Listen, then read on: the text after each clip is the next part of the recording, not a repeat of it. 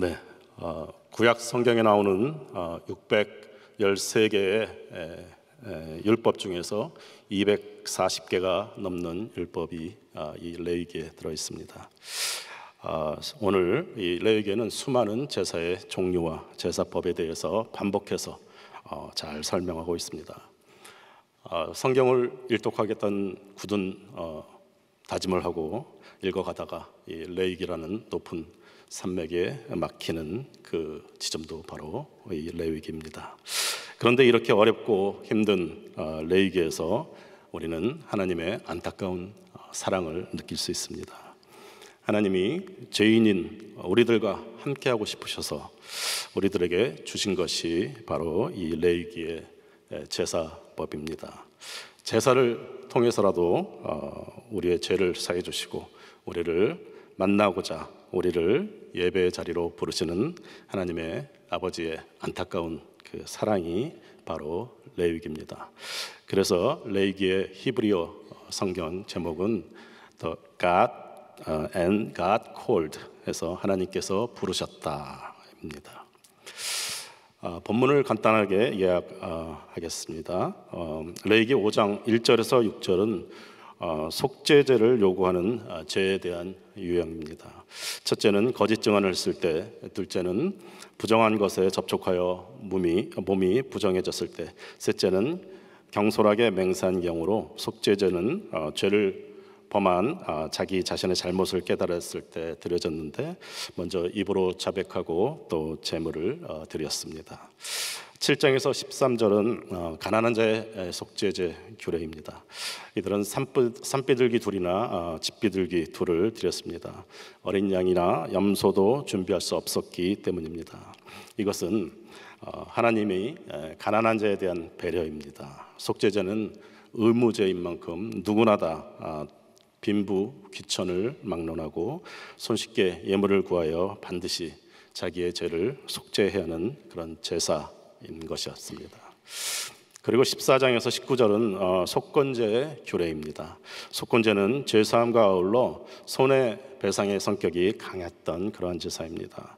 속건제를 드려야 할 때 종류는 첫 번째, 여호와의 성물에 죄를 범했을 경우, 또 여호와의 금령을 범했을 경우, 셋째, 이웃에게 범죄했을 경우가 있습니다. 배상은 5분의 1, 즉 20%를 더해서 배상을 해야 했습니다. 여호와의 율법과 계명을 어긴 경우에는 속죄제가 드려졌으나 속건제로도 죄사함을 받을 수가 있었습니다. 부지 중에 죄를 범했어도 자신의 허물과 실수를 깨닫는 즉시 정해진 규례를 따라서 속죄제 또는 속건제를 드려야 죄를 속해주는 죄속함을 받을 수 있었습니다. 오늘 저에게 주시는 한 구절의 말씀은 레위기 5장 18절입니다. 그는 너의 지정한 가치대로 때 중 흠없는 수양을 속건제물로 제사장에게로 가져올 것이요 제사장은 그의 부지 중에 그릇 범한 허물을 위하여 속한즉 그가 사함을 얻으리라. 레위기의 많은 제사는 이스라엘 백성들이 간절하게 죄 사함을 바라는 그들의 유일한 소망이었습니다.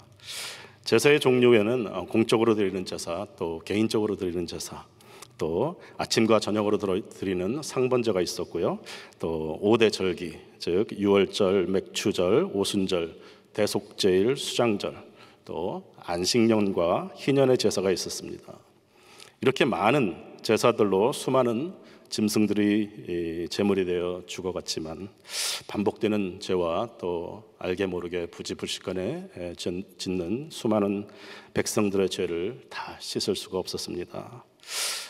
제사법을 철저히 지켜서 거룩함으로 제사함을 받으려던 이스라엘의 백성들의 절실함이 담겼던 그 레위기의 결론, 내가 거룩하니 너희도 거룩하라는 하나님의 말씀에 스스로 거룩해 줄 수 없는 죄의 무게, 결국 예수 그리스도의 보혈의 피만이 죄에서 구원받을 수 있는 유일한 길이라는 것을 암시하고 있습니다.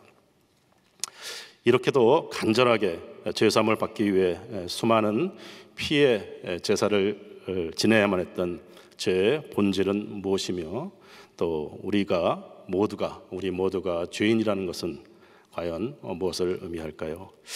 때로 우리는 가장 중요한 본질을 잊고 비본질적인 것에 더 집중하는 경우가 있습니다.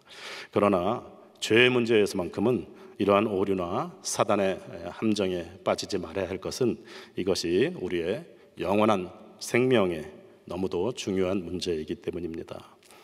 저는 오늘 주신 한 구절의 말씀을 통해서 아무도 피할 수 없는 죽음의 원인인 또 절망적인 죄의 본질은 무엇인가, 또 이러한 엄청난 죄를 사해 주신 우리의 영원한 대제사장 예수 그리스도의 은혜, 그리고 우리를 왕같은 제사장으로 불러주신 부르심의 사명에 대해서 되새겨 보기 원합니다. 첫 번째, 죄의 본질입니다. 예수 천국 불신 지옥이라는 간단 명료하고 충격적인 메시지가 의미하는 것은 예수를 믿으면 천국에 가고 안 믿으면 지옥에 간다라는 것은 틀림없는 진리입니다. 그러나 한 가지 명확하게 이해해야 할 것은 지옥에 가는 근본적인 원인이 되는 죄의 본질은 우리가 예수님을 믿지 않아서가 아니라 우리의 원죄, 즉 죄의 본질 때문임을 명심해야 할 것입니다. 가만히 있는 사람을 안 믿는다고 지옥에 보내는 하나님이 아닙니다. 원래 천국이나 지옥 아무것도 속해 있지 않았는데 예수님을 믿는다고 천국에 보내고 또 믿지 않는다고 지옥에 보내는 그런 하나님이 아닙니다. 예수님이 이 땅에 오시지 않았다고 할지라도 결국 모든 인간은 그들의 원죄 때문에 죽음이라는 절망 속에 모두 지옥에 가게 되어 있었습니다. 우리의 원죄를 돌이킬 수 있는 아무런 대책도 소망도 없었습니다. 이 죄라는 단어는 구약 히브리어에서는 하타라는 단어, 즉 표적을 빗나가다, 실패하다라는 의미이고, 신약에 와서 헬라어로는 하마르티아를 썼는데 두 단어 모두 다 빗나가다라는 뜻입니다. 결국 성경에서 말하는 죄는 나쁜 짓을 하다라는 의미 이전에 하나님의 뜻에 비껴간다라는 것을 의미합니다. 그럼 하나님의 뜻이 무엇일까요? 신구약 성경 66권의 공통적인 주제는 바로 사랑입니다. 10계명의 1계명에서 4계명까지는 하나님 사랑, 또 5계명에서 10계명까지는 이웃 사랑의 명령입니다. 유대인들이 가장 좋아하고 또 중요하게 여기는 성경 구절은 쉐마 이스라엘로 시작하는 신명기 6장 4절입니다. 이스라엘아 들으라, 우리 하나님 여호와는 오직 하나인 여호와시니 너는 마음을 다하고 성품을 다하고 힘을 다하여 내 하나님 여호와를 사랑하라 라는 말씀. 그리고 예수님께서 가장 큰 계명이라고 가르쳐 주신 마태복음 22장 37절부터는 이렇게 나와 있습니다. 내 마음을 다하고 목숨을 다하고 뜻을 다하여 주 너의 하나님을 사랑하라 하셨으니 이것이 크고 첫째 되는 계명이요 둘째는 그와 같으니 내 이웃을 내 몸과 같이 사랑하라 라고 말씀하셨습니다. 또 구약의 모든 율법과 계명을 새로운 계명으로 요한복음 13장 34절에는 새 계명을 너희에게 주노니 서로 사랑하라. 내가 너희를 사랑한 것 같이 너희도 서로 사랑하라 라고 가르쳐 주셨습니다. 사랑의 본체이신 하나님께서 우리들 인간을 창조하신 목적은 서로 사랑하는, 또 하나님을 사랑하는 사랑의 교제였습니다. 그런데 그 사랑의 화살이 빗나가서 하나님을 향하지 않고 이웃을 향하지 않고 자기 자신만을 향하고 피조물로서 창조주 하나님의 자리에 오르고자 한 자기 스스로 하나님처럼 되고 싶어 했던 그 교만이 영원히 죽을 수밖에 없는 죄의 본질이었습니다. 창세기 3장 5절에서는 이렇게 나와 있습니다. 너희가 그것을 먹는 날에는 너희 눈이 밝아 하나님과 같이 되어 선악을 알 줄을 하나님이 아심이니라. 아담과 하와가 사단의 유혹에 넘어갔던 가장 큰 약점이 바로 이것이었습니다.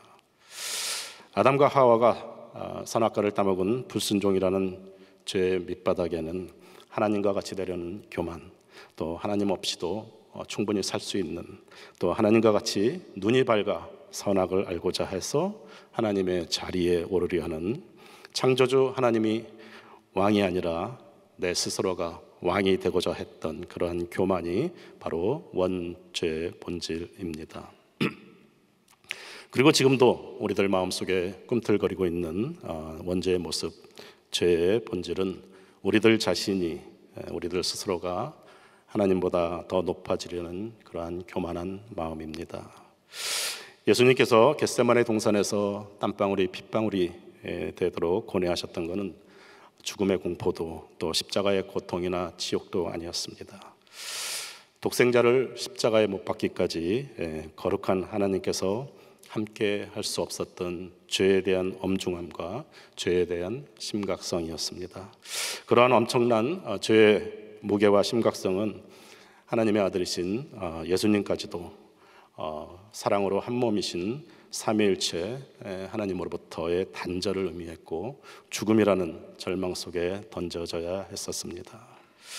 성경에서 특별히 레위기에서 우리가 모두 죄인이라고 말할 때 그 죄인이라는 것은 죄의 종류나 상태를 말하기 위한 것이 아닙니다. 죄의 결과를 이야기하고 싶었던 것입니다. 죄가 어떤 통로를 통해서 우리에게 들어왔는가를 따지거나 죄인임을 증명하는 것이 목적이 아니라 우리에게 소망이 없다는 것을 말하고 있는 것입니다. 아무리 노력하고 애를 써도 우리는 결국 절망적인 죽음이라는 죄의 결과가 기다리고 있다는 것입니다. 사람들은 죽음의 두려움을, 불안감을 극복하기 위해서 힘이나 권력을 의존하고 또 지식이나 철학에서 답을 찾으려 합니다. 돈이나 물질을 의지해서 안정과 평강을 찾으려 하지만 결국은 죄인으로 죽을 수밖에 없는 우리는 모든 것이 헛되다는 솔로몬의 고백과 같이 소망 없이 죽음을 받아들여야 하는 그러한 운명인 것입니다. 율법을 철저히 지키면 구원을 받을 수 있다고 믿던 유대인들에게 예수님은 종교적인 의식이나 행위 또 율법의 열심으로는 구원을 받지 못한다. 결국 인간은 다 죽을 수밖에 없다라고 죄의 결과에 대한 심판의 말씀을 하셨고 그 따르는 제자들에게는 길이요 진리요 생명이신 예수 그리스도만이 유일한 구원이라고 비밀을 말씀해 주셨습니다. 죄의 문제를 해결해 줄 수 있는 그 유일한 길은 하나님의 아들이신 예수님께서 스스로 십자가에서 피조물의 죄를 짊어지시는 방법뿐이었습니다. 그 무서운 죄보다 더 엄청난 하나님의 사랑만이 죄를 이길 수 있는 유일한 방법이었습니다. 십자가는 사랑의 완성이었고 또 그 십자가의 보혈의 사랑만이 관역을 비껴난 자기 사랑, 자기 연민, 교만의 원죄를 구원해 주실 수 있는 구원의 비밀인 것입니다. 로마서 23장에서 24절까지의 말씀, 모든 사람이 죄를 범하였음에 하나님의 영광에 이르지 못하였더니 그리스도 예수 안에 있는 구속으로 말미암아 하나님의 은혜로 값없이 의롭다 하심을 얻은 자 되었느니라. 이 말씀에서 모든 사람이 죄를 지어 하나님의 영광에 이르지 못했다고 말씀하십니다. 모든 사람이 죄인이라는 말은 죄의 결과가 모든 사람에게, 모든 인간들에게 임했다는 것을 의미합니다. 우리는 모두 죄인입니다. 그래서 우리가 얼마나 노력하든지 또 얼마나 착하게 살려고 하든지 아무것도 할 수 없는 절망적인 존재라는 증거는 바로 우리에게 닥쳐올, 모두에게 닥쳐올 죽음인 것입니다. 죽음은 모든 사람이 죄로 인한 절망과 허무함을 피할 수 없는 운명에 놓여 있다는 것을 실제로 보여주는 것입니다. 우리는 이미 돌이킬 수 없는 원죄의 DNA를 갖고 있습니다. 누구도 부인할 수 없는 죄의 흔적이 우리 모두의 마음에 아직도 살아 움직이고 있습니다. 하나님까지도 우리의 기준에 맞추어 판단합니다. 자아라는 이기적인 교만이 지배하는 우리 모두는 소망 없는 죄입니다. 이러한 우리의 소망 없음을 긍휼히 여기시는 하나님의 은혜로 독생자를 우리에게 보내주셨고 그 아들 예수 그리스도를 믿는 복음의 능력으로 영원한 생명을 얻도록 해주셨습니다.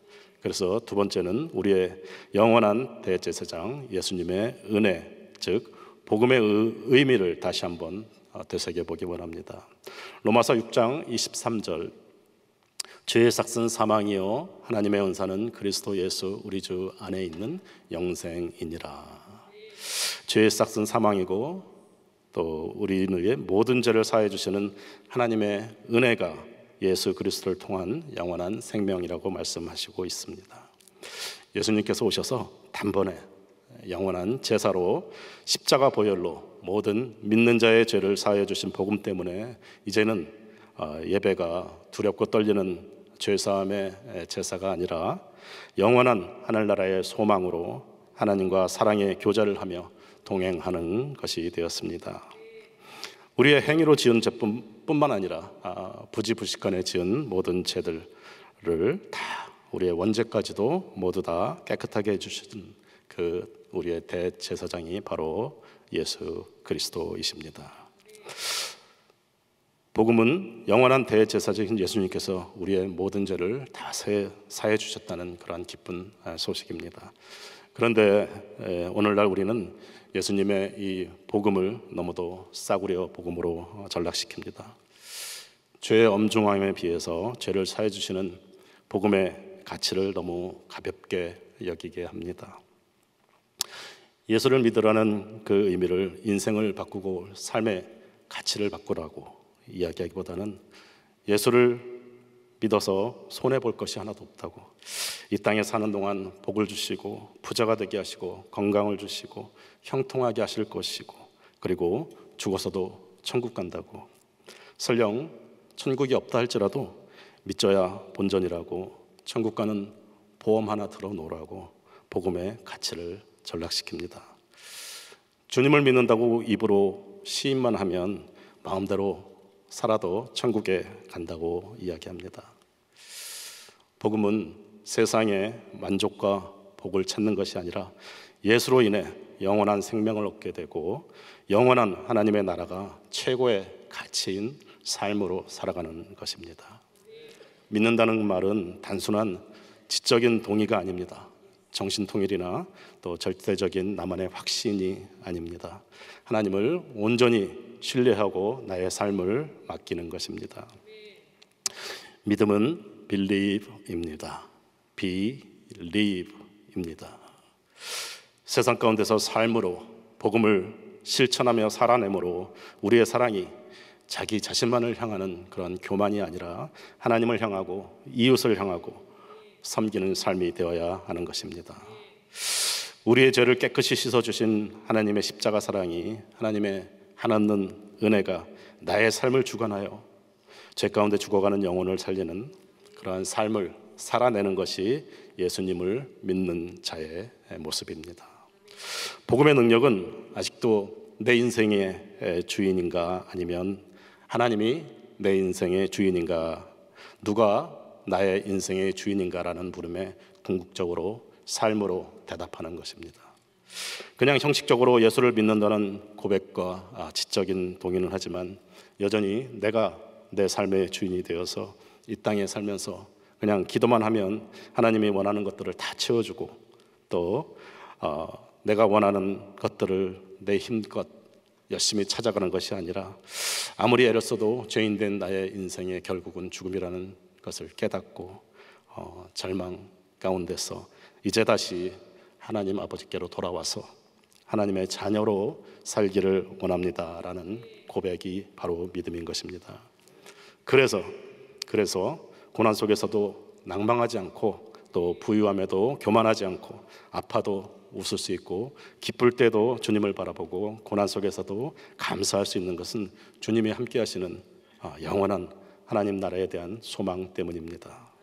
힘들고 어렵지만 나보다 더 힘든 선교지 영혼들을 찾아가서 위로할 수 있는 이유도 복음 때문입니다.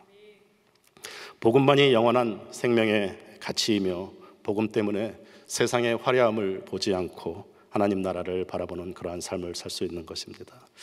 복음은 죄로부터 또 죽음으로부터 우리를 자유케 합니다. 복음은 우리를 짓눌리는 모든 것으로부터 우리를 자유롭게 해주고 우리를 겸손하게 하고 어떤 상황에서도 다시 일어나게 해줍니다. 그리고 감사할 수 있게 해줍니다. 그리고 그 복음의 능력으로 아직도 복음을 듣지 못해서 죄 가운데 죽어가는 많은 영혼들을 주님께로 인도하는 왕같은 제사장의 사명을 능히 감당하는 것입니다.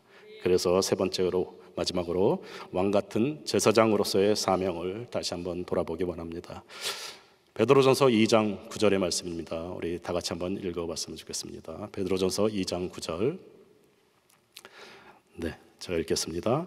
너희는 택하신 족속이요 왕같은 제사장들이요 거룩한 나라요 그의 소유가 된 백성이니 이는 너희를 어두운 데서 불러내어 그의 기이한 빛에 들어가신 이의 아름다운 덕을 선전하게 하려 하심이니라. 우리는 하나님께서 택하신 족속이요 왕같은 제사장이라고 말씀하시고 그 이유는 그의 아름다운 덕을 선포하게 하려 하십니다 라고 말씀하십니다. 우리를 하나님의 자녀로 선택해 주신 것은 하나님의 전적인 은혜입니다. 우리가 아직 하나님을 모르고 죄인이었을 때 하나님께서 일방적으로 우리를 찾아오셔서 구원하시고 사랑의 언약을 맺어 주셨습니다.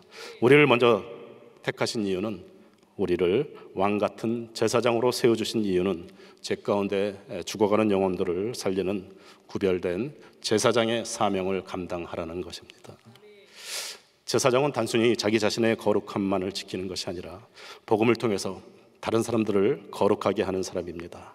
아직도 죄 가운데 있는 영혼들을 복음을 통해서 죄사함을 받게 하는 사명자로 세워진 자들입니다. 제사장의 사명을 맡겨주신 하나님의 은혜에서 특권 의식을 느끼는 것이 아니라 사명을 느껴야 하고 또 높아지기보다는 낮아져야 하겠습니다. 이것이 바로 죄를 사해 주신 예수 그리스도의 은혜, 또 우리를 거룩한 사명자로 세워주신 제사장의 사명, 복음 전파의 사명, 선교의 사명을 온전히 감당하라고 세워주신 주님의 뜻인 것입니다. 이제 말씀을 맺겠습니다. 선교는 복음을 듣지 못하고 죄 때문에 죽어가는 영혼들을 위해서 예수님의 십자가 복음이라는 거룩한 속죄의 제물을 가지고 죽어가는 영혼들을 위해서 속죄제와 속건제를 하나님께 올려드림으로 죄사함을 받을 수 있도록 생명을 살리는 제사장의 사명을 감당하는 영혼 구원 사역입니다. 선교는 해도 되고 안 해도 되는 것이 아니라 시간이 나면 하고 바쁘면 하지 않아도 되는 것이 아니라 죄 가운데 죽을 수밖에 없는 우리를 살리시고 또 왕같은 제사장으로 선택하신 사명자의 삶의 이유고 또 목적인 것입니다. 죄인이었던 아무런 소망도 없었던 우리를 예수 그리스도께서 십자가의 죽으심으로 영원한 생명을 주시고 제사장으로 세워주셨다는 이 사실이 연약한 육신 때문에 매일 넘어지고 또 의지가 약해져도 마지막 호흡까지 우리의 삶의 의미가 있는 이유는 죽어가는 생명을 살리는 사명받은 왕같은 제사장이기 때문입니다. 하나님이 세상을 이처럼 사랑하사 독생자를 주셨으니 이는 저를 믿는 자마다 멸망치 않고 영생을 얻게 하렵니다. 이 복음이 왕같은 제사장으로서의 사명을 감당하는 우리의 온 마음과 온 몸을 감격에 떨게 하고 그 우리의 사랑이 하나님과 이웃을 향하는 축복된 오늘을 살아가는 귀한 삶의 원동력이 되시기를 예수님 이름으로 간절히 축원합니다. 기도하겠습니다. 우리는 모두 소망 없는 영원히 죽을 수밖에 없는 죄인이었습니다. 우리의 대제사장이신 예수 그리스도의 은혜로 이제 모두가 영생을 얻고 하나님의 자녀가 되었습니다. 그리고 복음을 알지 못해 죽어가는 영혼들에게 복음을 전하는 제사장의 사명을 주셨습니다. 우리의 발걸음을 인도하는 예수님의 은혜가 생명의 힘이기에 주님 앞에 서는 그날까지 복음 들고 땅끝까지 생명 살리는 귀한 왕같은 제사장의 사명을 붙잡고 주님 가신 길 따라가는 귀한 성도님 되시기를 예수 그리스도 이름으로 축복하며 간절히 기도하옵나이다. 아멘. 오늘 귀한 말씀 감사합니다. 우리 자리에서 일어나셔서 우리 사명 같이 찬양 드리겠습니다.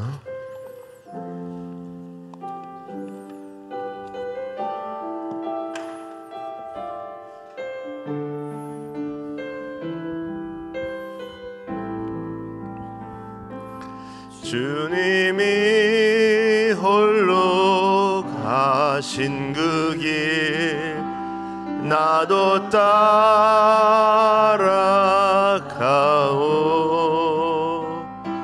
모든 물과 피를 흘리신 그 길을 나도 가오.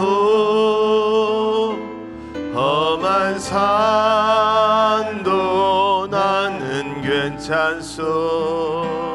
바다 끝이라도 나는 괜찮소. 죽어가는 저들을 위해 나를 버리길 바라오. 아버지 나를 보내주오. 나는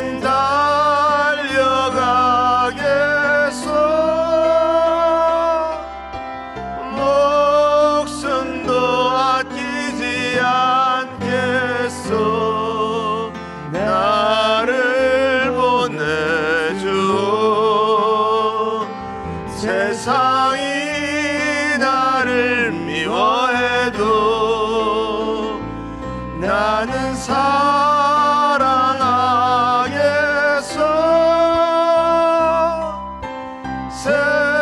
세상을 구원한 십자가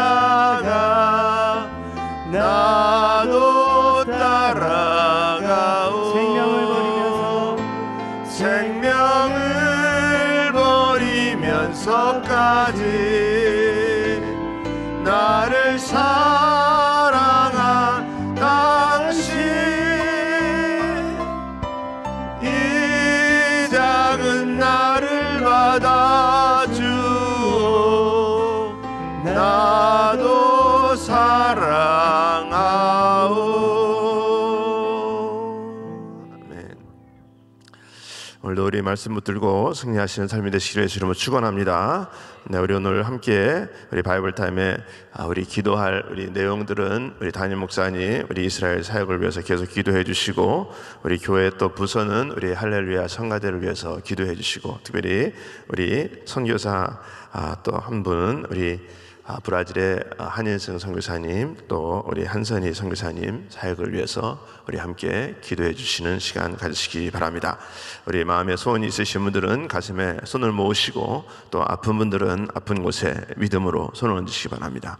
거룩하신 아버지 하나님 감사합니다. 오늘도 우리 하나님께서 우리를 사랑하시되 끝까지 사랑하여 주시고 하나님 말씀 주시고 그 말씀으로 다시 한번 우리에게 소망을 주시니 감사를 드립니다. 우리 주님께서 정말 우리의 모든 죄 때문에 우리가 정말 지옥 갈 수밖에 없는 그런 삶이었었지만, 아버지 하나님, 우리 하나님께서 우리를 살리시고 정말 하나님의 자녀로 제사장으로 또 은혜로 살아갈 수 있게 하시니 감사를 드립니다.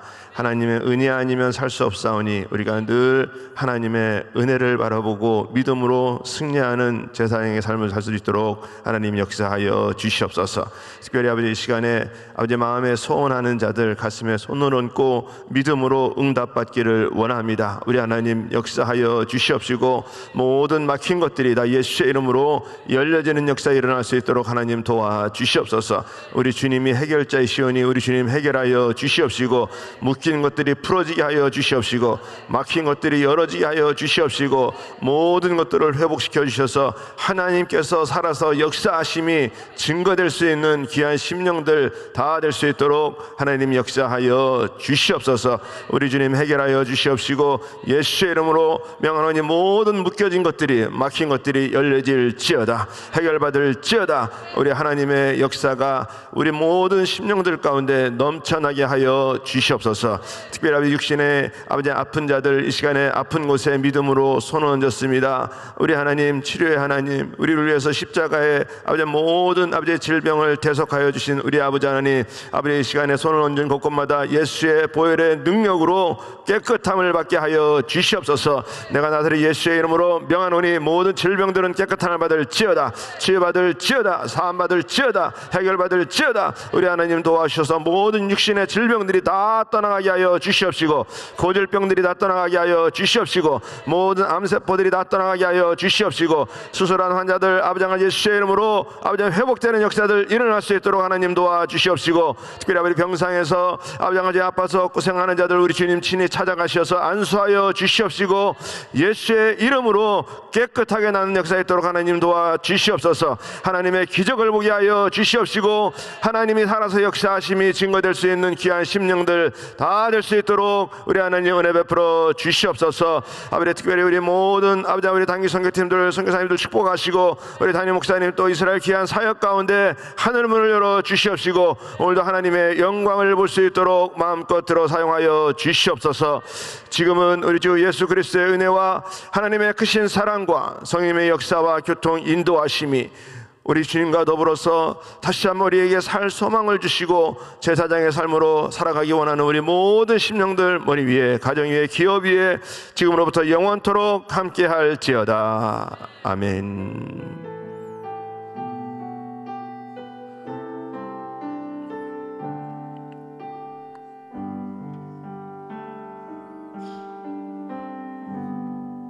아멘.